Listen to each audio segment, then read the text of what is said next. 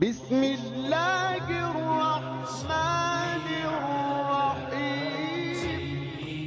حضرت انس بن مالک رضی اللہ تعالیٰ عنہ کہتے ہیں میں حضور کی بارگاہ میں بیٹھا تھا اور کئی سردار آئے ہوئے تھے، مجمع لگا تھا۔ ایک پگلی عورت آ گئی، دیوانی پگلی، پرانے کپڑے میلے کچیلے، جوتے ٹوٹے ہوئے، بال بکھرے ہوئے، آ کے کھڑی ہو گئی۔ دیکھیں کبھی کچھ پاگلوں کو وقت دیتا؟ ہمارے ہاں تو پیر سیانوں کو وقت نہیں دیتے، صرف اتنی بات ہے کہ وہ غریب ہے۔ پیر سے بھی ٹائم لینے کے لیے بازاروں میں جانا پڑتا ہے۔ ہاں یہاں بھی معیار بدل گیا ہے۔ خدا بندہ یہ تیرے سادہ دل بندے کدھر جائیں؟ درویشی بھی عیاری ہے، شہنشاہی بھی عیاری، کدھر جائیں؟ کس کو جا کے کہاں رونا روئیں؟ آ کے کھڑی ہو گئی پاگل عورت، یا رسول اللہ کوئی بات کرنی ہے۔ میرے کریم محبوب نے توجہ فرمائی ہی تھی کہ اس کے محلے کے لوگ کھڑے ہو گئے، کہنے لگے حضور یہ تو پاگل ہے، ایسے ہی کرتی رہتی ہے، آپ کا ٹائم بڑا قیمتی ہے۔ حضرت انس کہتے ہیں حضور کو جلال آیا، میں خاموش ہو جاؤ؟ مجھ سے بات کر رہی ہے کہ تم سے کر رہی ہے؟ تم کون ہوتے ہو مجھے مشورہ دینے والے؟ بیٹھ جاؤ۔ محبوب نے فرمایا کیا بات ہے بی بی بتاؤ؟ کہنے لگے یہاں نہیں، اکیلے میں بات کروں۔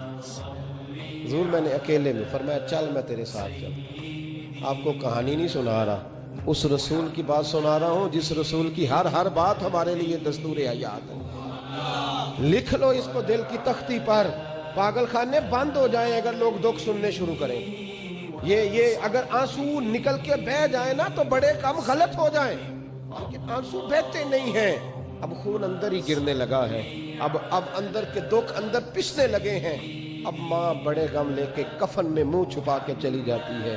اب بہنیں پردیس میں 4 بھائیوں کے ہوتے ہوئے بھی لاوارثوں جیسی زندگی گزارتی ہیں۔ اب کوئی نہیں رہا پوچھنے والا۔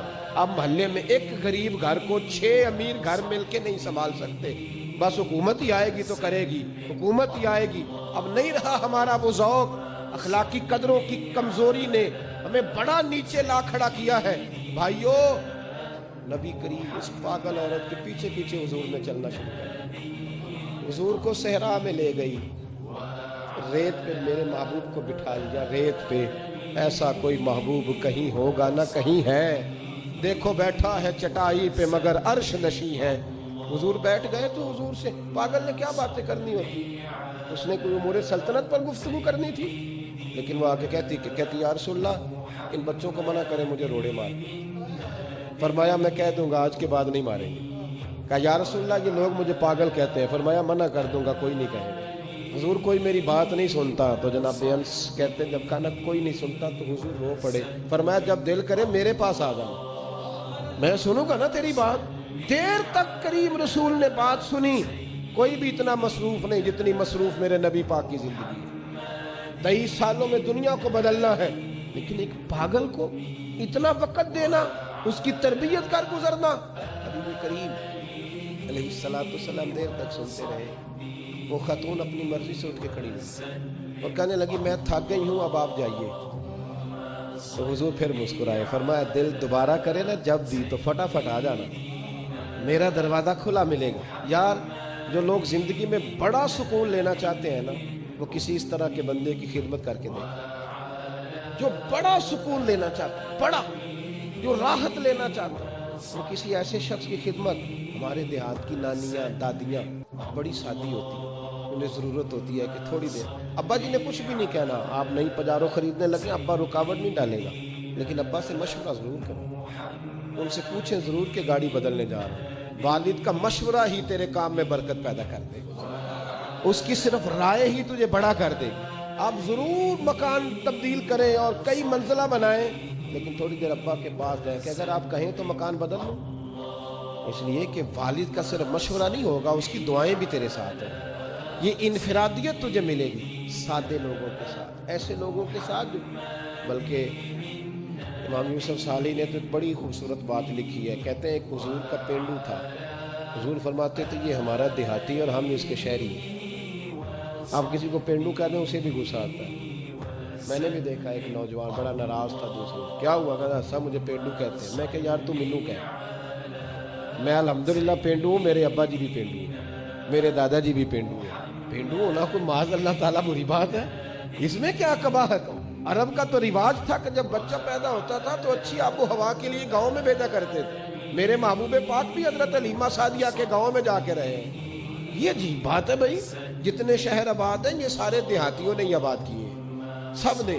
یہ الگ بات ہے کہ شہر میں آ کر پڑھنے والے بھول گئے کس کی ماں نے کتنا زیور بیچا تھا, بھول گئے لوگ. اب وہ کہتے ہیں ہم تو رئیس اعظم سے شروع سے ہی. تھوڑا پیچھے پلٹ کے دیکھ, تیرے ہوش ٹھکانے آ جائے گا.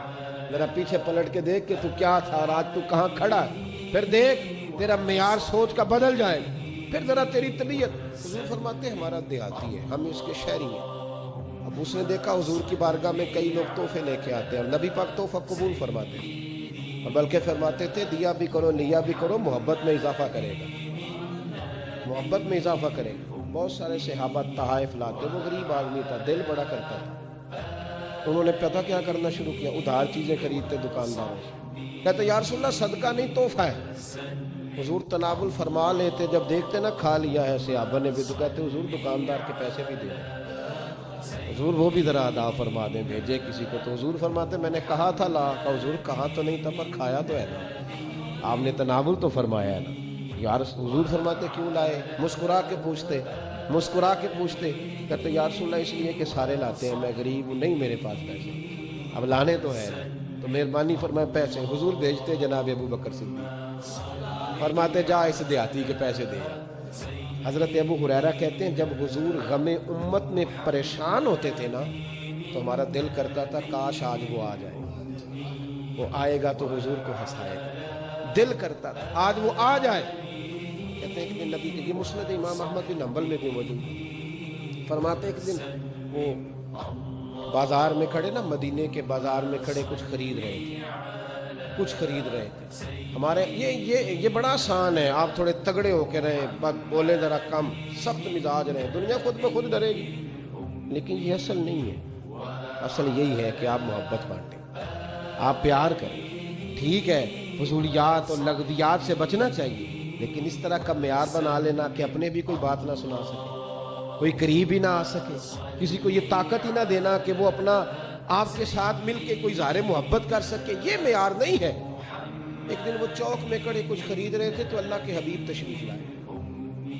حضور نے نہ دیکھ لیا کہ انہوں نے نہیں دیکھا حضور کو, نبی کریم پیچھے سے تشریف لائے دبے پاؤں. کبھی دیکھا ہے کوئی مرید کے ساتھ اس انداز میں چوکوں میں اس طرح پیار کرے؟ محبوب پیچھے سے آئے اور آنکھوں پہ ہاتھ رکھ فرمایا پوچھ بھلا میں کون ہوں, بتا بھلا میں کون ہوں, بول. حضرت ابو ہریرہ کہتے ہیں انہوں نے نا اپنی کمر پیچھے کی اور حضور کے علم نشرہ کے سینے سے رگڑنے لگے. عرض کرنے لگے یا رسول اللہ آپ تو 7ویں گلی سے گزرے تو پتہ چل جاتا ہے میرے حبیب گزر رہے ہیں. حضور یہ کوئی بھلائی جانے والی چیز ہے؟ تو 7ویں گلی سے 7, اور حضور مجھے کوئی بھلا سکتا ہے؟ مجھے وہ خواجہ غلام فرید صاحب نے محبوب کی بارگاہ میں بڑے ادب سے کہا تھا. کہنے لگے تن تندور ہڈاں دا بال تے اسی ہاواں نال تپایا, کپ کپ مکیاں پیڑے کیتے, اتوں عشق پلیتھن لایا, تن دا سالن من دی ہانڈی, لون صبر دا پایا.